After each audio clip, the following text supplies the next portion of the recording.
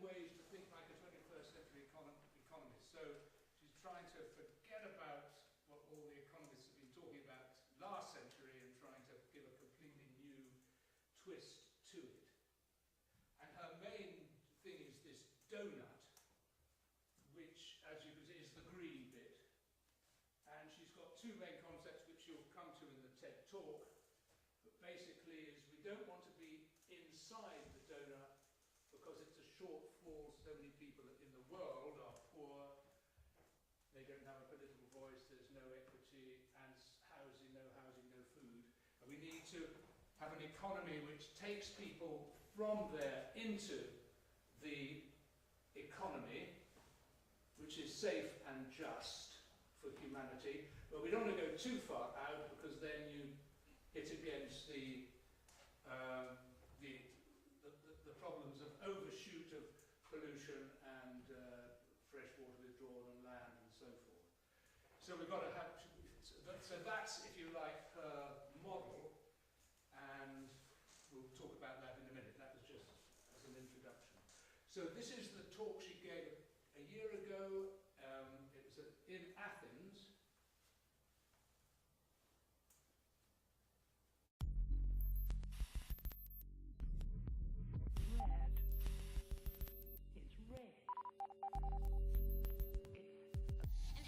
If you wanted to change the world, what language would you learn to speak? That's the question I asked myself as a teenager in the 1980s, when the TV news showed pot-bellied children born into Ethiopia's famine and a hole opening up in the ozone layer. And I wanted to be part of changing that world. And I thought I knew the language I needed to speak. I needed the mother tongue of public policy. And so I went to university to study economics. But the economic theories on offer didn't give me the words I was looking for because they sidelined or brushed aside or ignored most of the issues that I actually cared about. And if you've never studied economics, now's your chance, because I'm going to give you a crash course with a twist. I'm going to show you in 3 minutes what they never tell you in 3 years of a degree. So if you would please, open your textbooks to page 23 and study with me the circular flow of goods and money. And as you can see in this diagram, households provide their labor and their capital to firms, and in return they get wages and dividends. And with that income, they spend it on goods and services. And so the resources go round and round, and so does the money. It's simple.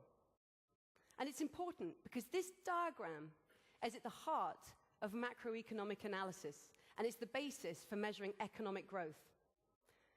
It's so simple that it goes right into the back of the head of every economist so quietly that you don't even realize that it's there. But it's there. And that's a problem because this diagram is fundamentally flawed. Now, I could add in a financial sector, bringing with it wild speculation and the magical creation of money.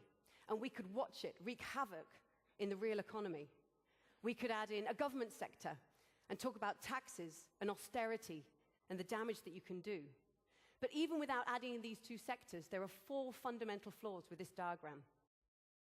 First, the economy is not floating on a white background. It's deeply embedded in the environment, drawing in matter and energy and spewing out waste and pollution at every juncture. And the fundamental flow is not money going round and round.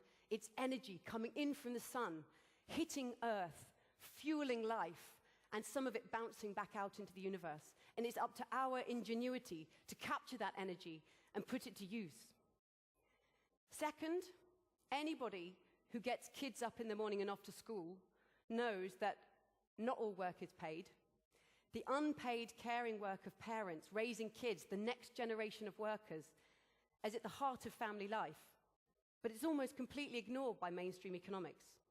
And this woman has a bucket on her head because across sub-Saharan Africa and South Asia, women carry their body weight in water, in fuel, in firewood, with a child on their backs, all for no pay. And if you ignore that, you're ignoring the work of millions of the world's women, which keeps their families alive every day. Third, there's a lot of value that we create that doesn't get monetized.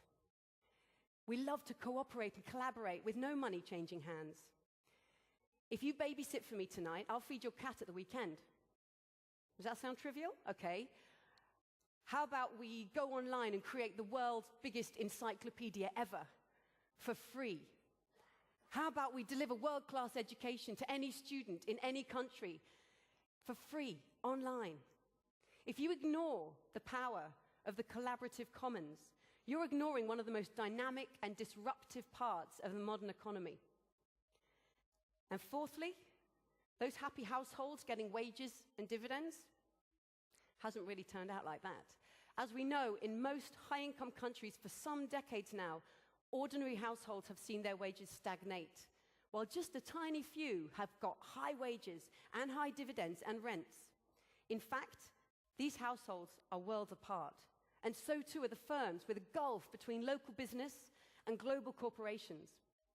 And hidden behind this flow of income is the accumulation of wealth, and that wealth rapidly turns into power over the economy and who it's run for.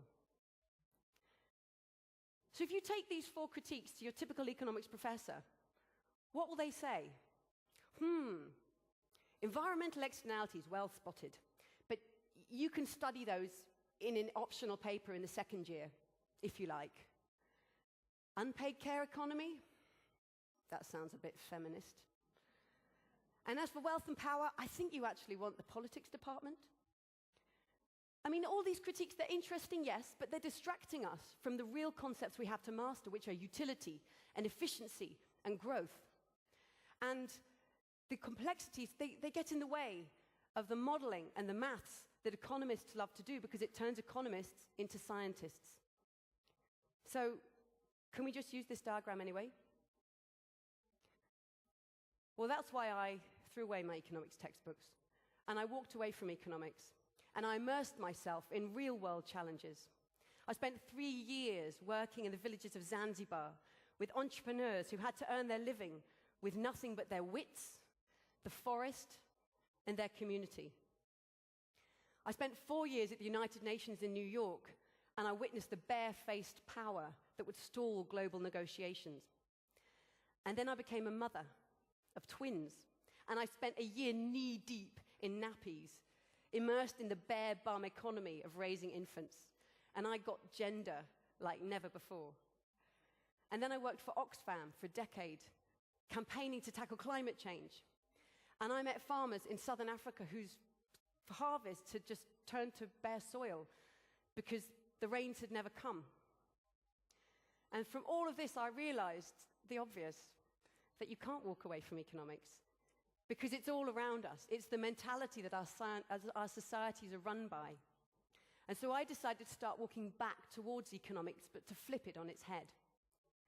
What if economics didn't start with money, but started with human well-being? And there are 2 sides to that story. On the one hand, our well-being depends on each one of us having the resources we need to meet our human rights to food, water, health, education, housing, energy. And on the other hand, our well-being also depends on this lady, our planetary home. For the last 12,000 years, the conditions on this planet have been incredibly benevolent to human well-being. We've had a stable climate, plentiful water, clean air, bountiful biodiversity, and a protective ozone layer. And we'd be crazy to put so much pressure on these life support systems that the planet gives us that we actually kick ourselves out of the very sweet spot that we know as home. So I wanted to bring these 2 ideas together and draw a new picture for economics, the kind of picture I did want to have in the back of my head. And I apologize, but it looks like junk food, and I apologize, but it just looks like a donut. So what you can see at the center of that picture is the space where humanity is putting no pressure on the planet.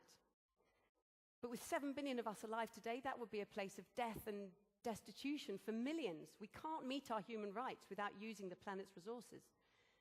We need to get everybody alive over that inner ring of human well-being, the social foundation, so that we each have the resources to meet our human rights. But we must stay below the outer ring, the environmental ceiling of human well-being, and that's defined by the 9 planetary boundaries that have been put forward by leading Earth system scientists, including Johan Rockström and Will Stephan. So we must protect the life support systems of this planet, making sure we don't put so many greenhouse gases in the atmosphere that we cause climate change, or massive deforestation, or chemical pollution. So this donut, you can think of it as a compass for humanity in the 21st century. How do we ensure that we all have the resources to meet our human rights, but within the means of the planet? And that's the challenge we face, getting everybody out of poverty and coming back within what this one planet can provide us. And it changes our idea of progress. For 60 years now, economics has told us that we can measure progress with economic growth, and that what it looks like is a line ever rising as the global economy grows. But the donut tells us something different.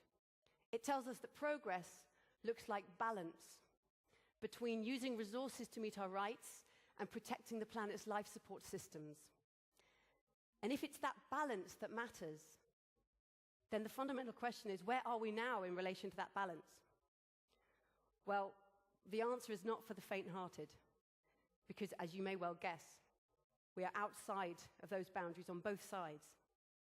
Millions of people live below that social foundation. 1 person in 8 doesn't have enough food to eat. 1 person in 5 has no access to electricity. And more than 1 in 5 lives off less than $1.25 a day. So we've got a long way to go to getting everybody out of that space of deprivation. And yet we've already pushed ourselves over planetary boundaries. According to the Earth system scientists, we've gone over on climate change. We've gone massively over on the amount of nitrogen that we're using in fertilizers, and over on biodiversity loss. And if you look at those 2 pictures together, it's a pretty strong indictment of the economic development path we've followed to date. And we have to figure out how, for the first time in human history, to get all people out of poverty at the same time as bringing ourselves back within those planetary boundaries. But imagine if we could be the turnaround generation that actually started putting humanity back on track into that space. That would be the achievement of the century. Imagine if each of us put our own lives on this donut table and asked ourselves, how does the way that I shop, eat, travel, earn a living, vote, volunteer, bank, affect humanity's ability to come into the donut? What if every company, when it sat down to do its business strategy, sat down around this donut table and said to itself, is our brand a donut brand? Is our core business model helping to bring humanity into that safe and just space between planetary and social boundaries? Or at the very least, not profiting by pushing people out of it? And what if the world's ministers, finance ministers of the most powerful countries met and negotiated around a donut negotiating table? I know this looks crazy, but it's actually completely sane.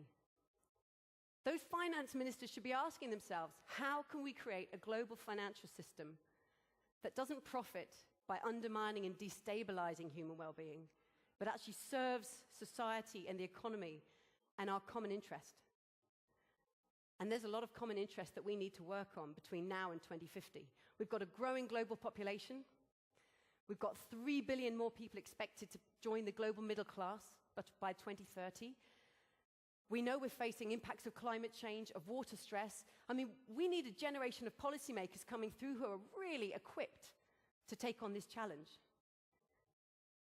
And that's why I'm really worried about the economics students, because they're still having this diagram put in the back of their heads. So if you want to help the next generation of policymakers have a smarter language and a better mindset, I invite you to join a guerrilla campaign to rewrite economics. And all you need is a pencil. So here's what you do. You sneak into the room of every economics student that you know, and into the study of every economics professor, and you go over to the bookshelf, and you take down that textbook, and you open it on the page of the circular flow of goods and money. And with your pencil, you draw a circle around the economy, and you label it the biosphere. And you draw in the unpaid care economy. You draw in the collaborative commons. And you divide those households and those firms into the 1% and the 99%. And with those few strokes of your pen, you will have transformed the mindset of the coming generation of policymakers. You want to go a step further? Stick a donut picture in their textbook. And now we can really start over. You want to be an economist?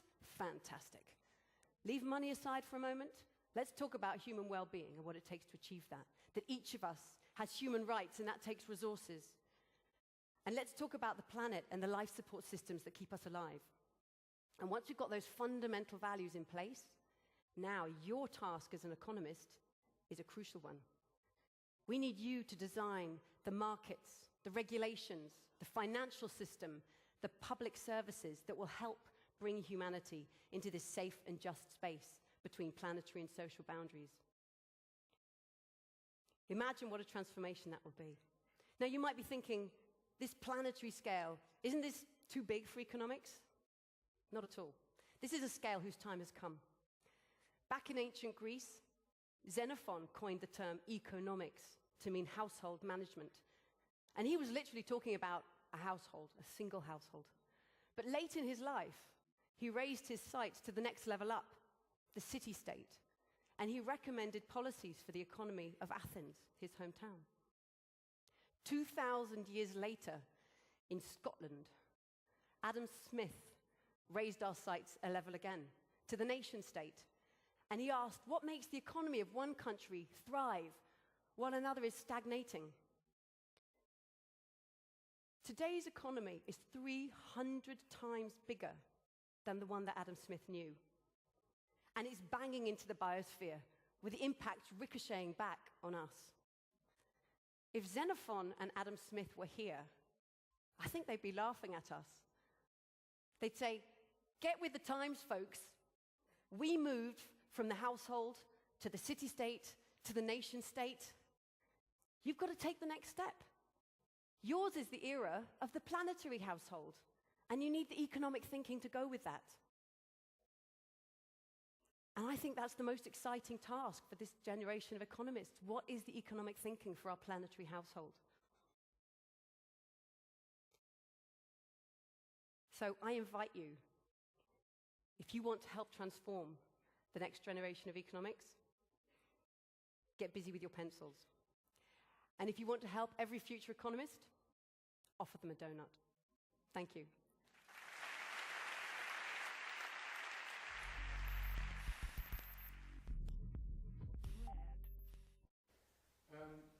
What I thought we might do to start the discussion, but it is up to you, of course, is she's also done about 7 animations, one for each chapter of her book. And so to help us sort of, well, let's start with chapter 1 and then go to chapter 2 and we'll discuss it, if you like. I think the animations take about a minute or 2 minutes. Would you be happy with that? This is all on her website. So the first chapter, I think I'm right, is called Change the Gold. Is it? So shall we have a look at that and then we'll stop, have a discussion and then move on.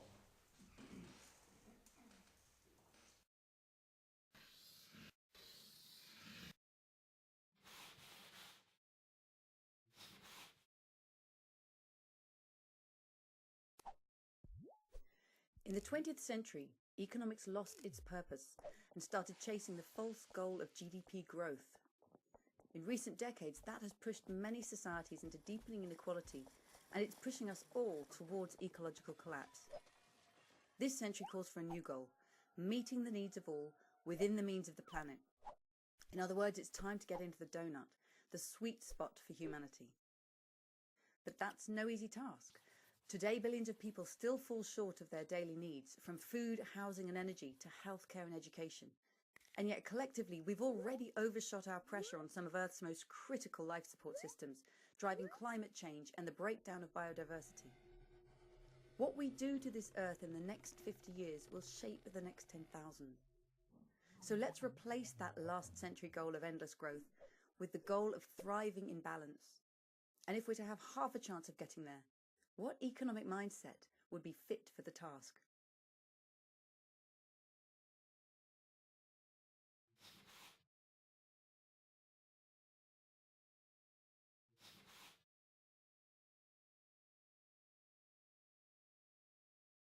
Right.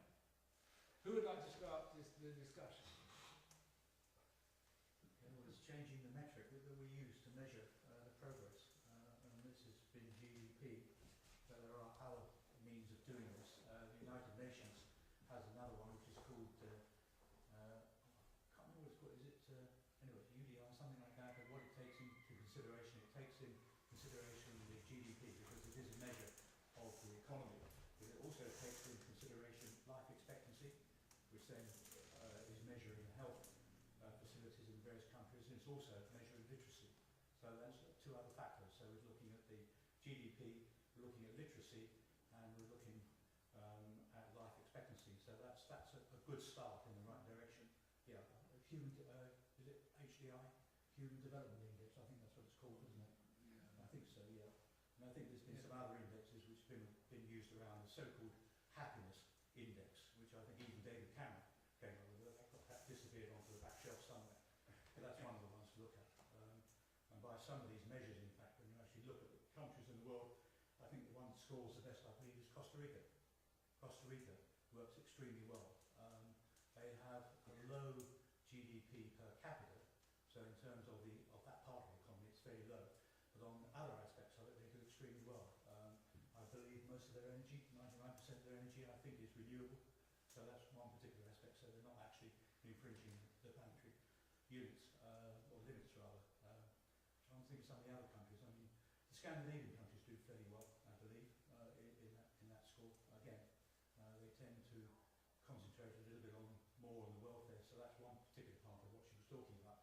You know, she was talking about the four aspects of the economy. The welfare part, if you like, is looked after by the state. Would that take into consideration environmental change or the environmental impacts of, for example, economic growth? That indicator that you just mentioned, the one. Those indicators are for the inner ring, Yeah. the poverty bit. But I mean the one proposed by the UN. No, that's all the inner bit. That's human development, Yeah. or lack of. Yeah. Yeah. But she also talks about the outer ones, and they're measured by these Swedes. Well, yeah, the planetary The limits, if you like. the planetary sustainable goals. Yeah. Yes. So she's got measures for all her ideas. She proposes measures in the book for all of the. Yep, she's got them all listed there, plus targets. Well, in general terms, sort of I think sort of sums up a lot of this under critiquing the notion of efficiency. Like, efficiency might, very broadly be said, doing the most with the least, but then what is actually the most? If the most means actually creating a good life on a healthy planet, then that's sort of your notion of efficiency is going to be quite different to simply it's sort of making the most money for a few people. It seems to me that the goal has always been changing, actually, certainly in the mainstream sort of media. So it used to be that GDP was always the headline sort of key indicator on the 9 o'clock news or whatever. And then I think there was a time when the FTSE 100 or the stock market indicator was the thing everyone talked about. And now it's the size of the public debt. So it keeps on changing, but none of those things actually make any sense to in the real world, in my world certainly. Does she accept that growth is desirable, or does she simply wish to redefine growth? She's got a, we'll get on to that. Okay. She's got a whole chapter, so you're jumping Right, okay, down I'll come that. back to that. But I think the moment, she's just saying, should we change the goal? And am I getting the feeling that we should? Yeah.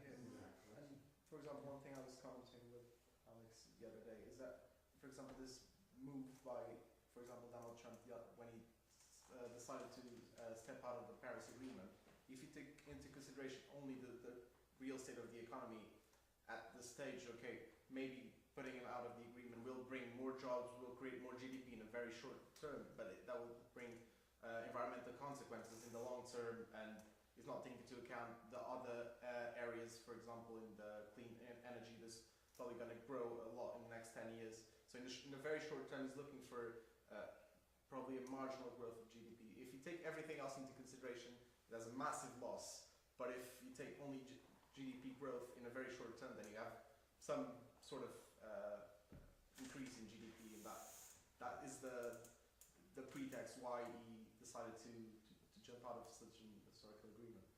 And so I agree, it's important to change what our goal is.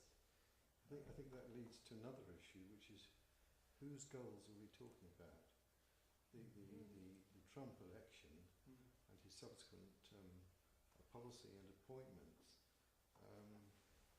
have demonstrated a degree of cynical, self-interested manipulation, which has sort of reached a level that I think was unprecedented, and which I, for one, am still in a state of denial about. That there's a big bit of me that doesn't want to believe it was possible for it to get that bad. But it has got that bad, and I'm holding on to the hope that it's like a boil that is erupting, and it's something becoming visible in its cynicism and the narrowness of the interests that it serves. But I find it's impossible for this not to come into every conversation. I'll stop there. Yeah. Well, I mean, if you're talking about changing the goal, apart from just changing the way it's measured, you need to change the D in GDP. It can't keep being about domestic product, because all that is trying to make money by taking money away from other people around the world. It has to become something more about sort of a general international measurement of growth. So you're bringing people in other countries back to a certain level, not to the detriment of other people from other countries. Because the way everything's modelled on now is UK elections are going to be thinking about UK economy. Trump's got in because he's making America great again.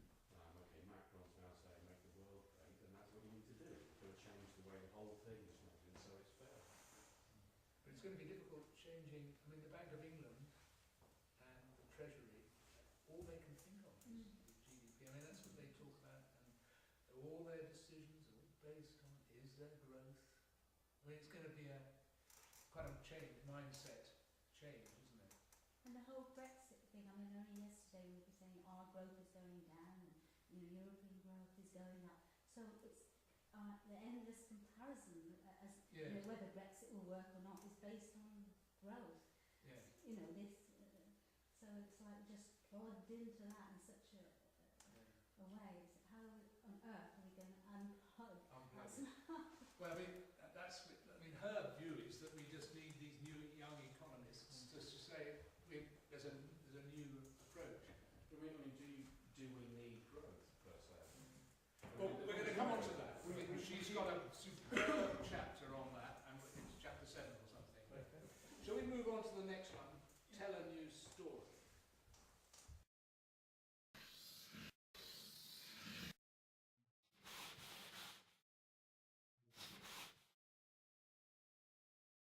In April 1947, in a little Swiss village, a small band of economists met with plans to rewrite the global economic story, and they called it neoliberalism.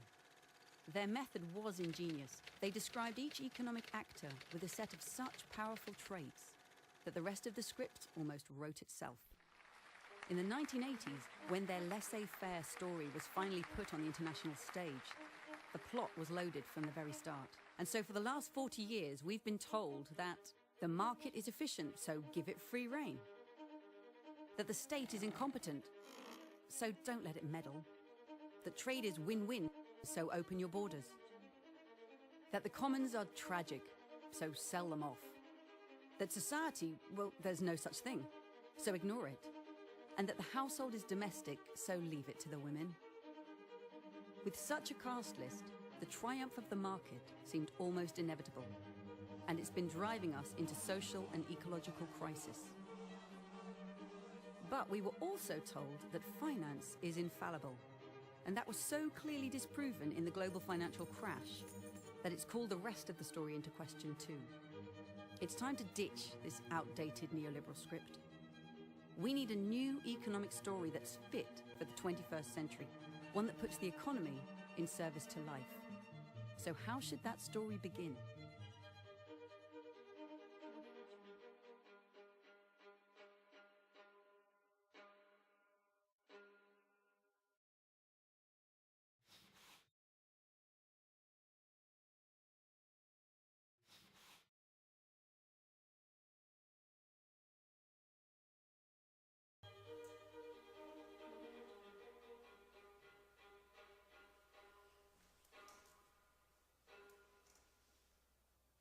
She's not going to tell us. So, okay, now this is for you to you tell us. Come on, how should it begin? What's the new story? Well, people putting well-being first, well-being of people and well-being of the planet.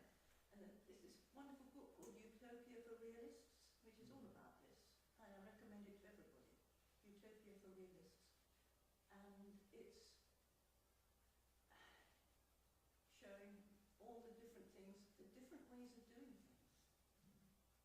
Do you know, I think it's happening. I think it's bubbling up all over the place, which is very encouraging, and probably one of the positive things that came out of the bank crash. I would say beware of positive bias, confirmation bias. Sometimes we're so interested in something that we start to see it everywhere. That's true. That is certainly true. So hopefully you're right, but I'm always wary of this sort of. Yeah. It is moving in the The right. economy works for us, or we work for the economy. Can you tell us who the author is of that book? The other interesting thing which I've heard, that economic students are in fact demanding a wider syllabus. Okay. You know, get away from the old story. Who wrote the book? He's a Dutchman called something Bregman, B-R-E-G-M-A-N, but I can't remember his first name at the moment. In regards to that, there's a movement created by the Manchester University, by economic Yes. students called Post-Crash Yes. Economic Society, something like that. Yes. They have a book, I have not read it yet, but I have, it's called Econocracy, and it's a bit about that rethinking economics, and it started by students, because they felt that Yes. the main thing is that they felt that the issues they were discussing, which is mainly in the work in the paper, but they were not discussing real issues like Brexit, like the crash, things that actually matter when we put economics into real life. And so they felt a bit frustrated, and they're trying to shake up the foundations of it. Yeah, I heard that too, and that it was inspired by not a single economist being able to explain how the crash had happened all over the world. So all the economic students were saying, so what's happened, and none of the lecturers could actually, or were prepared to say. I mean, that's what I wonder, is like, how much is it institutional pressure that prevents academics from saying what they think and what they know to be true? I can't answer that. Steve Keynes, you prophesied it, didn't you, a while ago? These ideas have been around for quite a while. I was thinking of E.F. Schumacher's Small is Beautiful. One of his straplines, and it might have been the subtitle of that book, was Economics as if People Mattered. So that's going back over half a century now. But to my mind, one of the big questions is what's going to give these ideas traction? And I wonder whether it will take another collapse in order for that to happen, or whether there's some other route, this bubbling up. There's no question there will be another collapse. More or less, it's going to be in about 3 years' time when debt becomes so high that things will crumble again. And that's the time when we should have everything ready to say, oh, that doesn't work, what about this? We do need the new story. Yeah, but it will also be a time of enormous risk, because we know a bit about disaster capitalism as well. Yeah, right. But one of the sort of changes in the narrative I think we need to help to prepare for this is to wean ourselves away from the market. Yes. Recognise that the market is actually hugely fallible, Yes. and that the story, the narrative that has been told for the past 40 odd years in this country elsewhere that the market will sort out all your problems is demonstrably not true. And that seems to me to be, I mean, that seems to me to be a sort of practical political lever. Yeah, but the market needs rules, and we make the rules. Yeah. Well, no, you're right. I don't disagree with that. But what I think I'm trying to say is that we have substituted the market. We've substituted market rules for social rules. I was just going to go back to what predicted the crash. It's quite interesting because there's a book by Ha-Joon Chang, who's a Cambridge economist, I think it's called Economics User's Guide, and he says that fundamentally people like to think of economics as being a science, but it's not a science.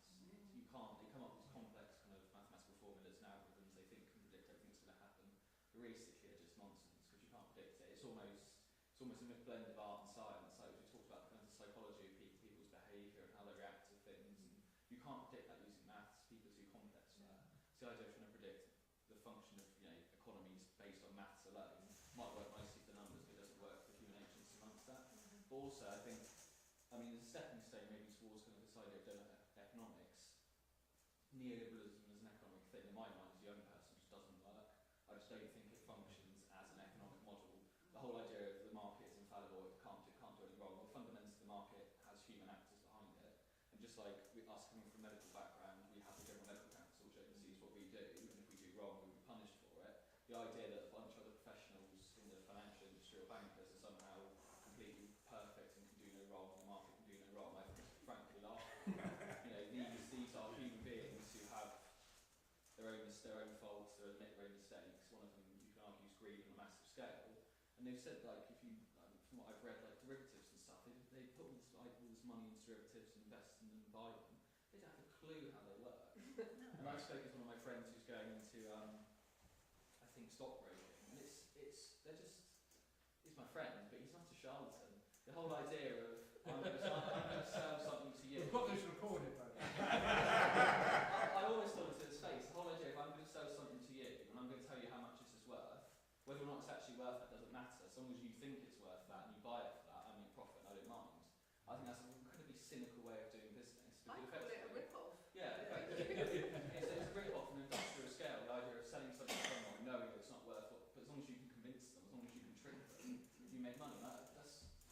I think this has to be regulated. I think the whole system needs to regulate, and I think that's how it was done after the Second World War, wasn't it? Like the New Deal and stuff. You regulate, and if you control the markets and tell them what they can and cannot do, but then you're not completely oppressing them, but you're keeping them a certain framework of rules. But you can kind of push them. Well, it's actually. Sorry, Cameron, but I really like this idea of a new story and changing the meaning of the market. Whereas the market is the thing that is magically going to do everything for us, and spontaneously, all by its own moral character, it's going to do all these things. Where actually the market is the place that you will go to find a bargain or get ripped off. And that's basically our experience on a day-to-day basis. We talk about real life, that's how we experience markets. We love markets. We love going to the kind of public display of all sorts of extraordinary theatrical moments, and we go there to get what we want. So as a kind of means of distribution, markets are really good because they're very responsive to change and interest. But in terms of moral guidance, forget it, because they're not like that. There's also really serious whole big areas where markets don't apply at all, like education and health. I mean, it's intruding the wrong values into those systems. Yeah. But they will be, I mean, they're trying to make them apply. Right. They're not applying, but they could have so easily applied in the next few months or years to both health and education. People are believing it now because it's been pushed down their throats for a long time. But I think it's not working. And the ethics are all wrong. I mean, where are the ethics of it? Oh, the ethics are wrong, yeah, but practically it could work, at least for a while. It is working though. It's not too. If one looks at very sort of simple examples of the market at work, let's take bus companies. Private bus companies. Now, we know that, just being parochial from here in Exeter, Stagecoach, who run most of the buses, is consulting. It's a very low-key, well-hidden consultation. It's actually consulting people, what do you want from your bus service? we were pretty sure that this is a prelude, in fact, to cutting services. Now, the services are going to be cut not on any relation, not because, not on the basis of whether or not those particular service is needed or not for, you know, for well-being in society. That doesn't figure. What figures is the bottom line, because the market, the profitability of the service has diminished, and so they cut it. So that's an example, a very simple example of a market behaving not in the public interest. I think for a new story, if I may just say one more thing, you need an average, because just to me a market can be like something, you know, like a store where you might want to have 50p for 2 apples or whatever it might be, and that is something I can relate to and can be quite positive. I can get something I want for money or trading, whereas gambling, which is the sort of word I might use for this derivatives and all this stuff I don't understand, is definitely a bad thing. You know, exploiting, getting money for someone else's loss, effectively. And I think if we're going to have any joy, we need to have new words to describe some of these things. And that's why if you go back to the TED talk bit where she was talking about it's not just the market, but there's commons and there's home domestic stuff and there's the planet. So she actually goes into it in quite some depth, doesn't she? But the main issue is, I think, she's trying to persuade economists that neoliberalism is old fact. You know, it needs to be forgotten about. We need to move on. Let's see what she says here.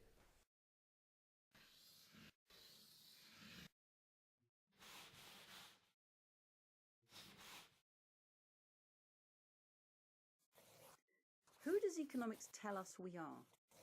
To make humanity fit into their theories, last century's economists invented rational economic man. He stands alone, with money in his hand, a calculator in his head, ego in his heart, and nature at his feet. He hates work, loves luxury, has insatiable wants, and knows the price of everything. But the trouble is this: on being told that he is like us, we actually become more like him. Researchers have discovered that the more that economic students study this Homo economicus, the more self-interested they become. Rational economic man is damaging our societies and the living world. We can no longer afford to gaze at his image, which is why it's time for a new portrait of humanity at the heart of economics. One which recognises that our brains are wired for empathy, cooperation and mutual aid. That instead of being fixed, our wants change as and when our values do. And far from being dominant over nature, we're deeply dependent upon her. With these new beginnings of a self-portrait, how can economics start to nurture human nature and give us a far greater chance of thriving in the 21st century?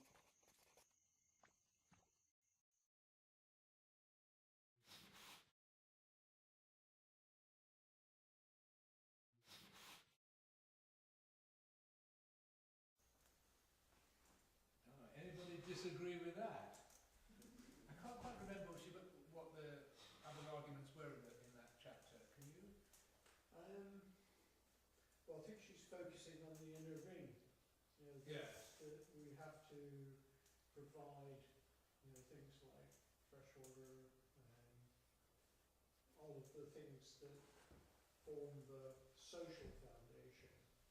So she's talking about, you know, that we're basically altruistic beings.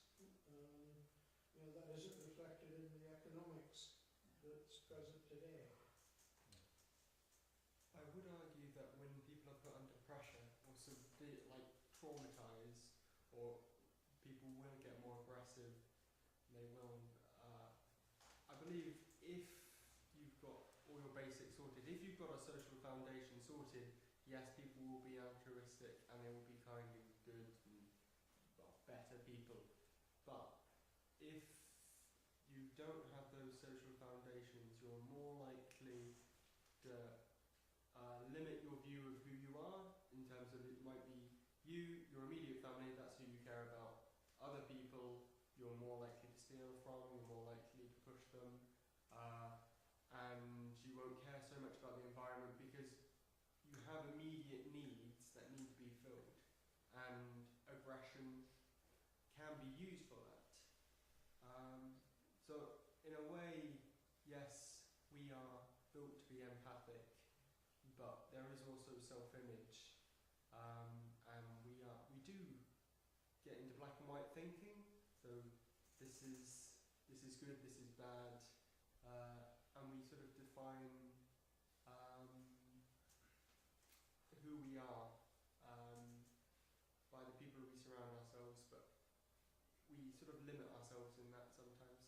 And I think she's presenting a really good overlying image where you are in connection with other people and the planet itself. I hope that made sense. Yeah, you think she's over-optimistic about it? I mean, I don't know if she's pie-in-the-sky over-optimistic. stuff. I think I didn't hear her say, but if you don't have this solid social foundation, you are not going to have as empathic people, and you can either have a sort of uplifting spiral, as it were, or you can have a negative spiral. I think what you're saying is very, hesitate, but I'm going to use the word, rational. It's a very rational argument that you're making, but actually the evidence doesn't entirely support it, because when you look at the most vulnerable people, the people who have least and fewest of their needs met, they are also the most generous and they are the most supportive. So for example, that hideous fire that we've just been hearing about wall to wall for the last few days, the people who have donated most and fastest are the people who've got least to give, who are the immediate neighbours. Now that kind of fits with what you're saying about proximity, and that you help the people who are closest to you when you don't have very much, because they're the only people that you can actually reach, and you do have a limit to your resources. But the people who could do most, in that particular example, have done nothing so far. Absolutely nothing. They haven't even given a statement to the public about what caused the fire and what they're going to do to help the people who've been made homeless. So today somebody went in to do her GCSE chemistry exam in the clothes that she escaped from that building in, because she didn't have anything else. I mean, that's completely unnecessary in a culture like this one, where we're very rich, we can afford to do a lot for each other. We just don't do it. The people who could make those things happen aren't doing them, whereas the people who are supposedly, according to that argument, least equipped do. And I think you'll find that more and more of that if you look at it around the world. In response to that, I'd say, yeah, that sounds, I can understand the logic behind it. For some strange reason, it reminds me of the Lucifer experiment. Have you heard of that? Stanford, it was in America. They set up a mock prison, as it were, and they separated students into guards and prisoners, and they had to cancel the experiment after 2 weeks because it became unethical, because guards sort of saw themselves as authorities and they knew best, and it just degenerated. And I'm not entirely sure why, but I think it's because you had these set roles, and no one was said, there wasn't like a fulfilling framework around it. No one was said, you're a good guy, look after the prisoners. It was just, you're a guard, you're a prisoner. And they sort of left it like that, as I understand it. I don't know about it very well. I think you're both right, actually. But I do agree with you that there's a danger here of the notion of human nature being much too simplistic, because we're capable of appalling atrocities, and we're also capable of incredible empathy. I think one possible explanation for what you started with is that, you know, that those who are poorest are most readily able to appreciate the needs of others. The accumulation of wealth, which is you know, so embedded in the system, actually dehumanises people. It distances them from other human beings. Or that those people who are extremely wealthy, sorry to talk so much, but the people who are extremely wealthy empathise with other people who are extremely wealthy, because that's what they know. And but even people that are empathetic, they've been fed this narrative, haven't they, over how many years, which is a kind of individualistic neoliberal. Yeah. And if you're individualising That's the language. in a family, I mean, that sounds virtuous, and they've made it a virtue to be like that. I mean, we have to start telling a new story, not only for academics and young within the university situation, also for people, because a lot of people don't live their lives like that in those sort of individual economics. They live in communities, and it's just a question, I feel, of telling a story that links to people's lives wherever we can, whenever there's an opportunity and somebody meets a problem, we can reframe it within this sort of framework instead of the neoliberal framework. I think also in the book she was making the point of the standard economic unit was defined as a man with his money, his desires, and that framework, she was saying, needs to be expanded to reality where people are compassionate. Other people involved, So, but that was a standard unit in the economics textbooks. Supply and demand and all that sort of thing, in the market. Could we have the light on? Do you think? Yes. We're getting a bit dark. Expanding Get savvy with systems. That's her chapter 4. Oh, can you see that? Well, let's see that you can see it.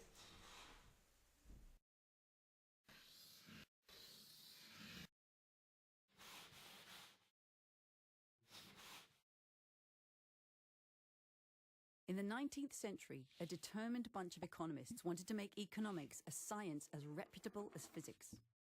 So, inspired by Newton's laws of motion that so accurately describe the movement of planets, they searched for economic laws that could describe the movement of markets. But by trying to turn their theories into maths, they ended up with models based on equilibrium. Models that had little capacity to predict, let alone respond to, real-world boom and bust. No wonder hardly anyone saw the crash coming.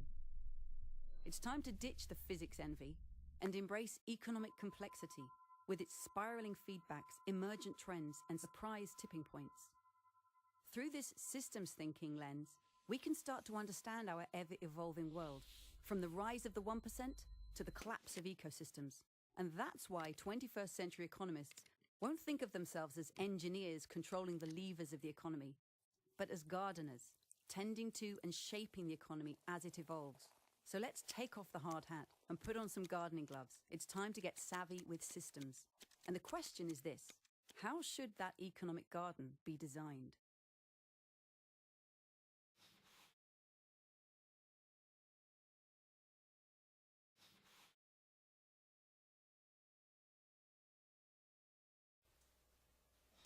Well, she's already answered it, hasn't it? This is about well-being of people, which is related to well-being of the planet. So that's what it's about.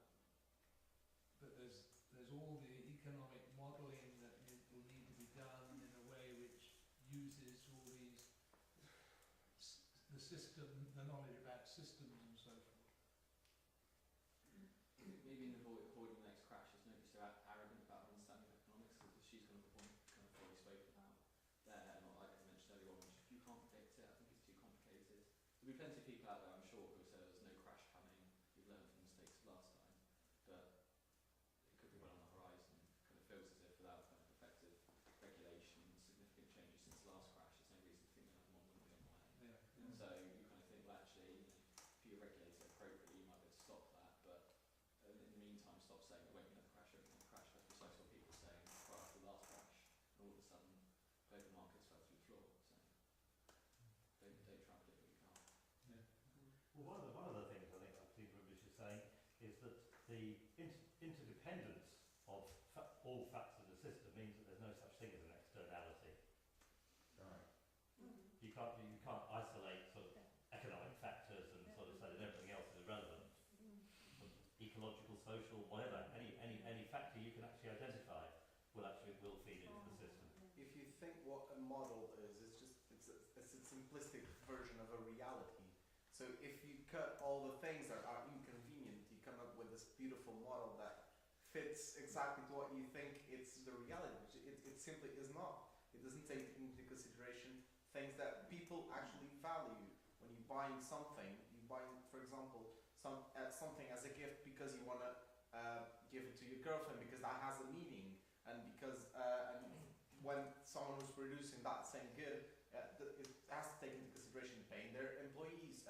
Are we respecting the nature? Are we respecting the resources that we have? And are we using them in the best way possible?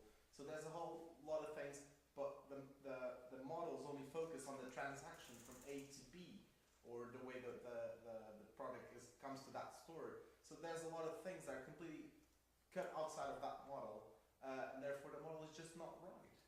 So you have to include all of these things. So it's why it's important to change the model. But we should realise that this is also a model, and it will be cutting out some things. It can't include everything, or even the choice of words will limit it in some way. It is still limited, but it's a much better model. Yeah. I think she's getting over the point, in fact, where it's very useful, in fact, if we all actually get to know how the existing system actually works. If you actually look at the so-called economic laws and so forth, and then you will then learn why they are flawed, because you could find yourself in discussion with an economist, and you could be left trailing and not understand what the economist is actually saying.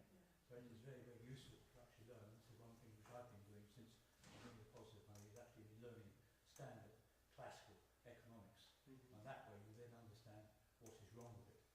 It's often said, in fact, if you want to beat your enemy, you have to know how your enemy thinks. And I think this is the case. I think this is what she's talking about here. And she talks about the supply and the demand curves and so on, and the equilibrium. The equilibrium is a term that's used so often by economists that doesn't exist. The market never ever clears. It never ever clears. Now, as you were talking earlier on, we talked about the moral thing, because if you go to a market, you want to buy something for as little as you possibly can, but the seller wants as more money as he possibly can get. So, there's a conflict there straight away, in that sense.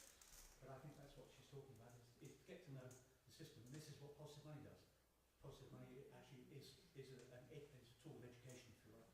There's the other aspect as well, which I think, I'm really sorry, I'm not really at names, but what you were just saying about there is no such thing as anything outside the system. So everything happening has an effect on something else, somewhere else within the system. So you can't isolate anything. You couldn't look at equilibrium in isolation from other things. So that, I presume that the equilibrium is at that point where the crossover comes, where who will pay and what they're going to get for it. But and as you were saying, you might be prepared to pay a heck of a lot more if it's got more meaning to you than it costs to produce, which is why then everyone else can get ripped off. Oh yes, this is the value because he paid for it, and if he thinks it's worth that much, then you have to think the same way. Whereas the impact of your thinking is influenced by all sorts of other things, and the impact for the producer is also influenced by all sorts of other things. But I am worried, I'm not immune to this idea that human beings are very fallible creatures. We can also be incredibly aggressive when we're afraid, and we're also really stupid. And it takes a lot of intelligence to be able to think about the consequences, doesn't it? Can we do that? We try quite hard in here. We're all quite well educated in here, but we're all making mistakes all the time. So that's my biggest worry. I mean, she's an optimist, and what she says is there's a lot, and she's gone into all this systems science and says economists should be using that new understanding, and they're not. Yeah, it is the But best. why So- aren't they though? I mean, what's happening in universities now? No, it's the same old equilibrium stuff. Why are we all sort of clever enough to see this? Why are they doing Well, this? And they've got all these academics in there for what that it's aren't worth, doing it. though, What's the for what it's worth, I'm currently coming to the end of the masters, and I'm about to start another one, and this is going to be the 4th in my lifetime. So I'm quite familiar with academics, and they build a reputation on their publications. And so the more established they are, the older their publication is, but their reputation stands on the older publication, and they trade on that all their lives. And so if what they said is then disproved by somebody else, it's an absolute threat to their investments. So it is a kind of existential, individualised thing Not about only their own that, academic but career. you get adopted by the academic who's That's right, you get publishing the stuff that's prestige out of and date, everything and else. they protect you, your marks, and your employment prospects. But it's So far we bigger have a than lot that. of, yeah. It's bigger than that because all the governments agree with this way of looking at things as well, and their aims are narrow. They're not for the benefit of everybody on the planet. Yeah. So,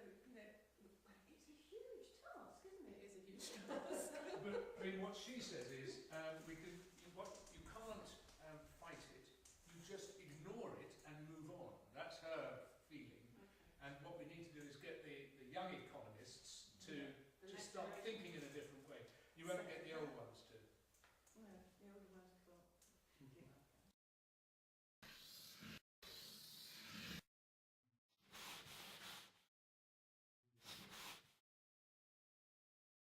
No pain, no gain. It's an economic myth that has been repeated in countries around the world. That if people put up with increasing inequality, it will be better for us all in the end, because the benefits of growth will eventually trickle down. Except they don't. In many of the world's richest countries, the gap between rich and poor is at its highest in 30 years. And it's widening in China, India, and South Africa too. Far from being a necessary phase in every nation's progress, rising inequality is a policy choice, and a bad one at that. It's actually a failure of economic design, and it harms us all. So don't wait for economic growth to even things up, because it may never happen. Economies that are divisive by default must become distributive by design. That means going beyond redistributing income to redistributing wealth too, especially the wealth that comes from controlling land, controlling money creation, controlling business, technology, and ideas. This century, we have the chance to embed distributive design at the heart of our economies, if we choose to make it happen.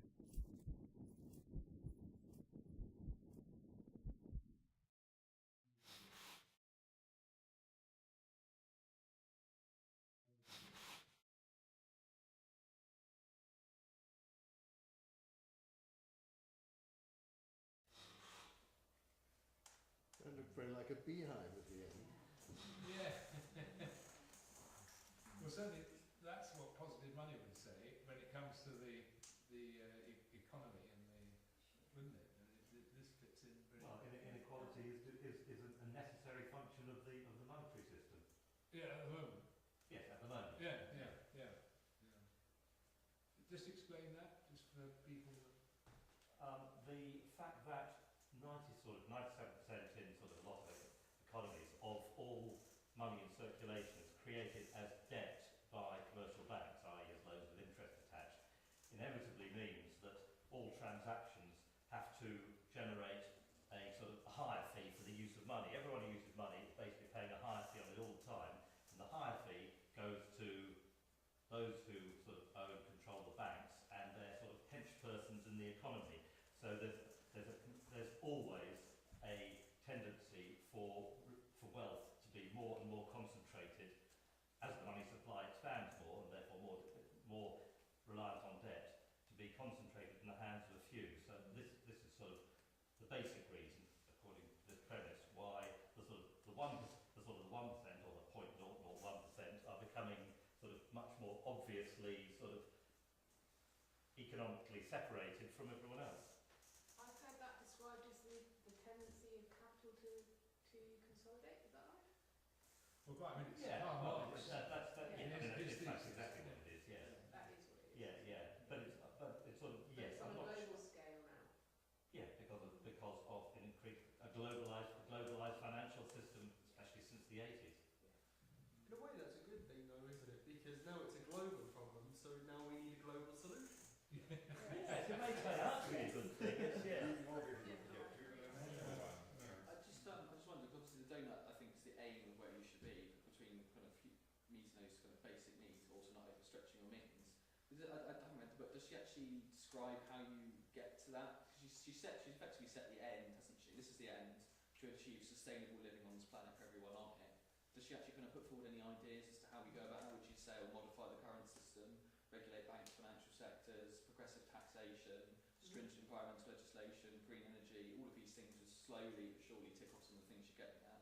Or would she kind of want to usurp neoliberalism as a model and kind of redesign the entire way we function? I mean, that's just what I'm drawing to, because the end is admirable, but how do we get to that end is the question. I'm supposed to answer. She's got a good chapter on the way forward. We're coming to it. I wasn't sure I was jumping. No, you're jumping the gap. So we're talking here about the redistribution of wealth, and I think she just made that point, not just about moving where money accumulates, where it has accumulated over time. So redistribution of wealth, I mean, that's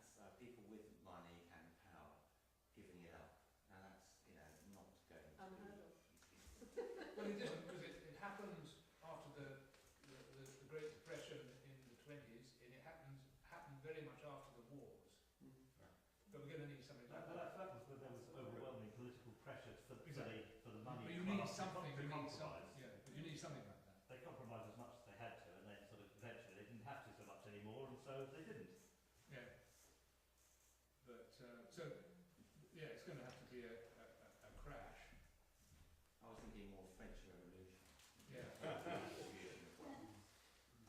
Well, revolutions tend to end in not so perfect solutions. Well, in that case, it ended in an emperor, didn't it? Napoleon Bonaparte, so it didn't necessarily work out quite as envisaged. And the point there is really is that, so, I mean, this is it as a science, isn't there? So wealth will always, power and wealth always accumulates.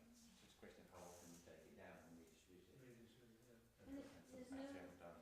no guarantee that a crash is going to result in a marvellous world. I mean, Nazism came out of some of the other crashes we've had. So, And we had a crash in 2008, where it was, and then we had austerity, and that hasn't been good for anybody. Because the narrative, the old narrative was still in place. And nobody I think to take advantage of an upheaval, the narrative already needs to have changed. The new narrative needs to be in place. So has to happen in parallel, isn't it? yeah, exactly.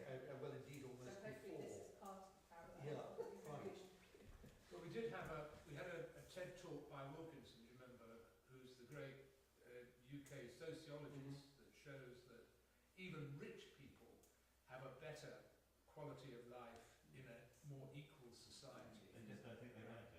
No, they don't want to give up their money. Yeah, that's right. or their power. So that the more we can tell everyone that actually this is the better way to be Scandinavian.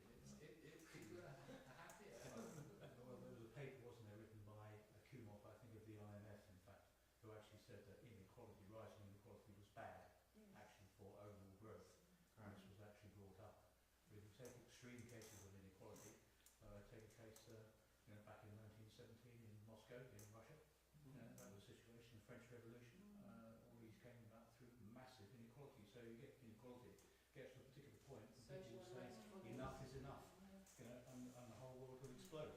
But what may follow from that is simply another form of dictatorship. So it's sort of perhaps be ready. Perhaps.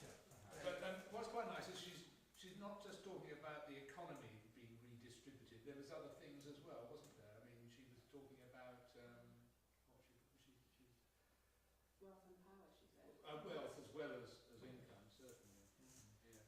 That's in a way, for economists today, they can still think of this model as working, because we still have that relationship between income and labor, and that's with, for example, the rise of technology and automation, will disappear over the next 20, 30, 40 years, where we'll have this new pool of people with no job whatsoever because it's been replaced by automation. So bringing, for example, the issue of the basic income, which you guys discussed, that will be in itself a revolution. And if the financial system itself doesn't crash and doesn't bring into that kind of change, I think automation will do that because it will change radically how we perceive income, money, and work. Exactly. So that will be a big drive change, not because we want to, but because it will be a reality. What's lovely, and the election showed it, was that the multimillionaires put all their money into the papers, and it had no effect. It was absolutely brilliant. So we don't actually, as long as we maintain democratic power, at the end of the day. As long as the internet remains free. Yeah, that's right. You've got to do everything. Okay, let's see what she says about. Can we move on? I was going to say about automation, she makes the point that it really amounts to who owns the robots. And that will be the same thing, the one to control capital. The people or a select few, elite.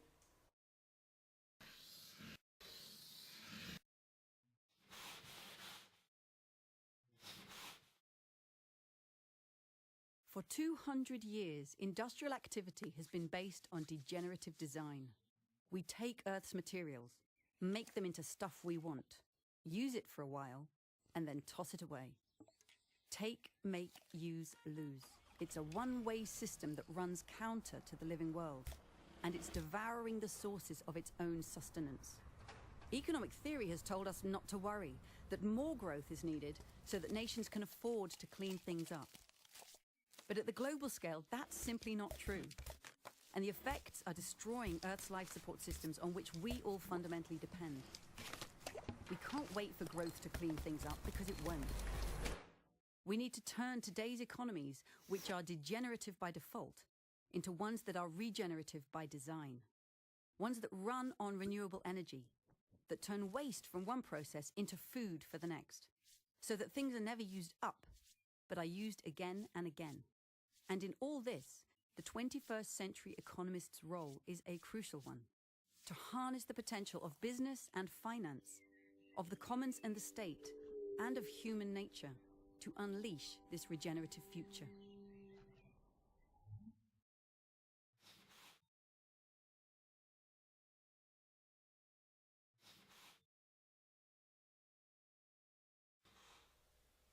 Anyone want to disagree with that? No, but you've got to change the aim of business, haven't you? You've got to change the aim from making lots of profit for your shareholders to actually doing something worthwhile or reining in the greed. Well, it's not just business, it's politics down. You've got to change the mentality of profiteering and of everything. And consumption. Yes, We're all in it exactly. together, aren't we? You know, we're all... Well, it's like the whole thing with global debt. I mean, if we all owe money to each other, well, who's making any money out of it? It's just non-existent. But it's always seems to be about making more money instead of just going, well, you've got enough to live off. I mean, you could talk about like global energy. I think someone told me that you could put a solar plant in the middle of Algeria, in the Sahara Desert, large enough to power the world, more or less. It would cost quite a lot of money to put it there. But then who would run it? Who's going to make the money out of it? Because no one, the world's not going to come together and go, well, actually, we can all just walk in and out and plug in and disconnect. Someone's going, I'm charging for this. And that's the bit that our mentality can't change. I mean, going back to the human nature part, I think human nature is to be caring and sharing. And then people actually get less education, still think like that. But we get educated. The more you learn, the more you go to university and you work and that, you get taught to make more money and then just make more money. And that's the bit that's got to change. And hopefully she's going to say in the final chapter how we do it. But it's a tough one. There's a really good documentary that talks about I think it's about regenerative practices. It's a French film called Doughnut, which is tomorrow. You can't find it online, sadly. It only does sort of big screen viewings, and I think it costs like 135, and you get it with a local cinema or something to get it. But if you ever hear of it, it's a really good film, and it talks about regenerative practices with money, with the environment, and other bits and bobs. Maybe we should try and get it here at the Picture House as part of next year's programme. I think they would. It got screened in Taunton. It went down very well. Oh, okay. It was packed out in Totnes, absolutely packed out.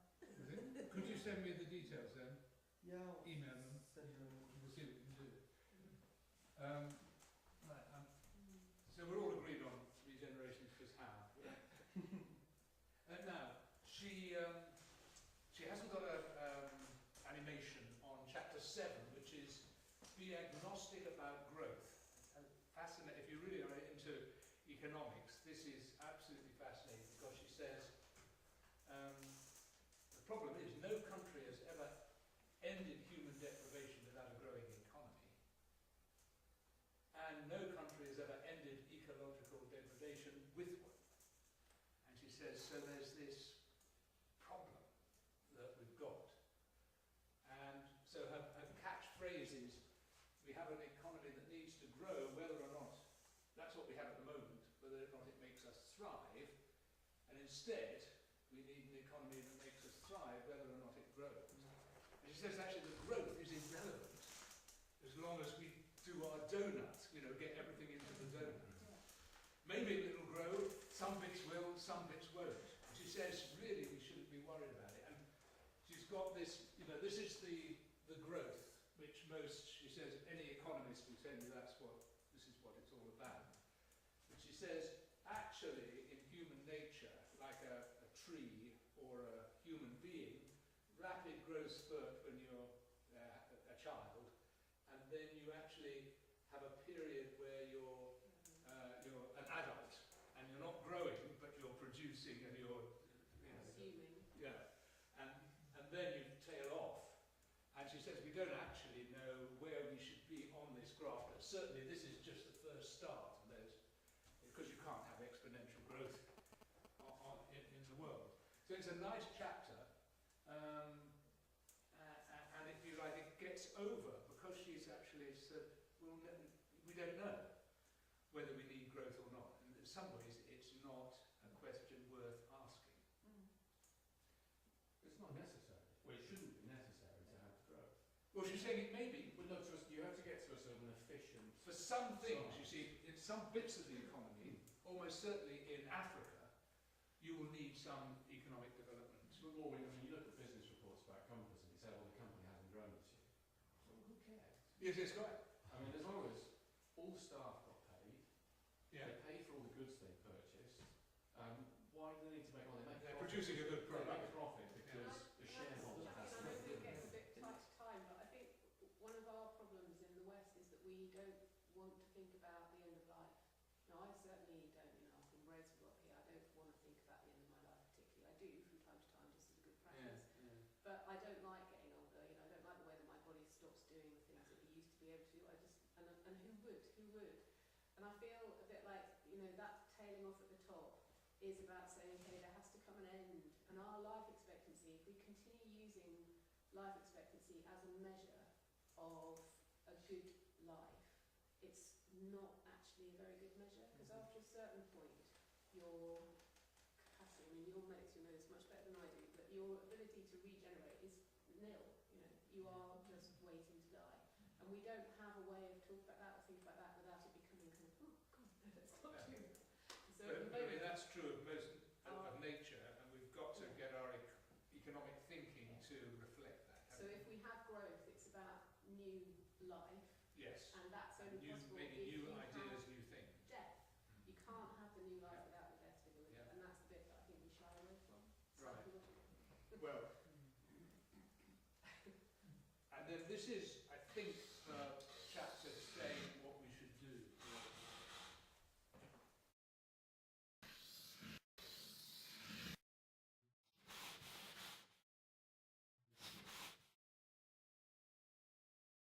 Economics means household management, and the question of how a household should manage its resources is more relevant today than ever. In ancient Greece, when the philosopher Xenophon first coined the term economics, he was literally thinking about the affairs of a single household. But towards the end of his life, he applied the question more widely to the management of his hometown, the city-state of Athens. 2,000 years later, in Scotland, Adam Smith looked to the next level up, the management of the nation as a household, asking what makes the economy of one country thrive while another stagnates. And this question has held sway for the past 200 years. So economic thinking has gone from the household to the city-state to the nation-state. It's time to take the inevitable next step. Ours is the era of the planetary household. And this century, we need some pretty insightful managers to guide our planetary household, ones who are ready to pay attention to the needs of all its inhabitants. Let's get to work.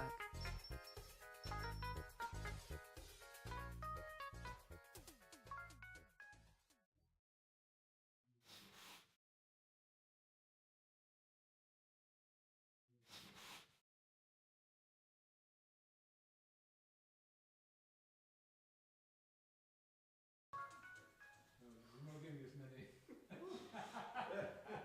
just a disco. Do you think Theresa May has seen this presentation?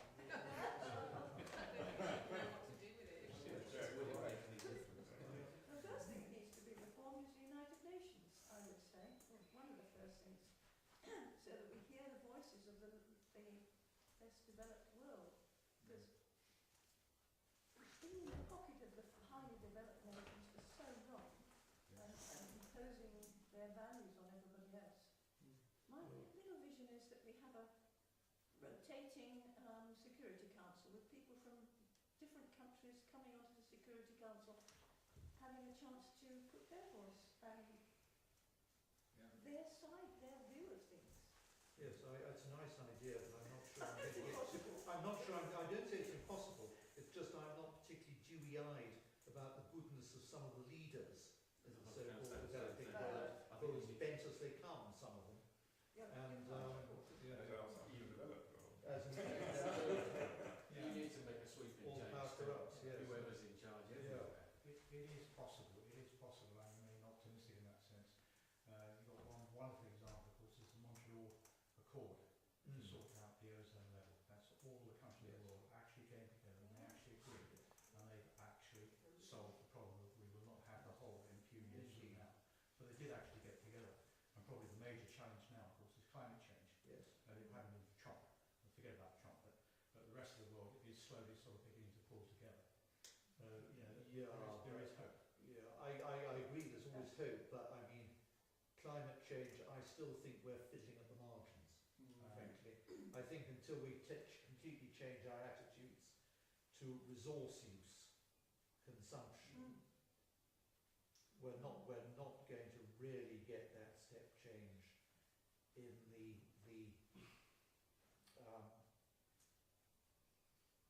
in the reduction in emissions that we need and other things to do with climate change. I was going to say, while it's good to think about individual issues like climate change, I think one of the really important things with what Kate was saying is that there is a relationship between things. So we can't look at climate change on its own. We also have to look at the economy and how that influences climate change. It's a huge task, and I think the first step is telling that new story and just educating people widely, because it will have an impact on more and more people, and you will just get an eventual wave. She's actually got some nice examples of how it's being done at local level. Yeah. There are some cities that have taken this approach and have managed to achieve quite fascinating things. So it's quite an optimistic book, that last chapter. And I would strongly recommend it. In fact, about a quarter of the book are notes, which are in themselves worth reading. Just to address your talk about the United Nations, when Alexander Solzhenitsyn from Switzerland gave his Nobel acceptance speech, he said that the United Nations won't work because it's not an organization of nations, it's an organization of governments, and some of those governments have got there by the gun rather than Right. But with social media and so forth, we have the opportunities now, don't we? And challenges. Well, Social media is a very double-edged thing, like money.